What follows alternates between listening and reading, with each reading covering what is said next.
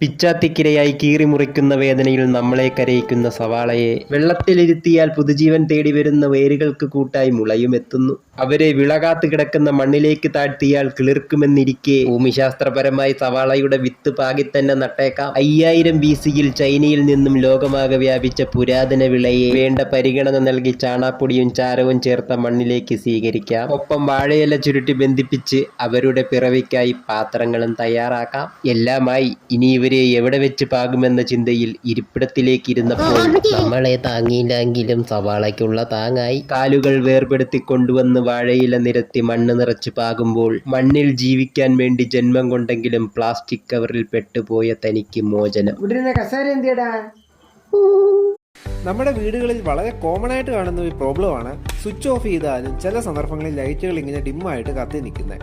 മിക്കവാറും കേസുകളിൽ രാത്രിയൊക്കെ വളരെയധികം ബുദ്ധിമുട്ടുണ്ടാക്കുന്ന ഒരു കാര്യമാണ്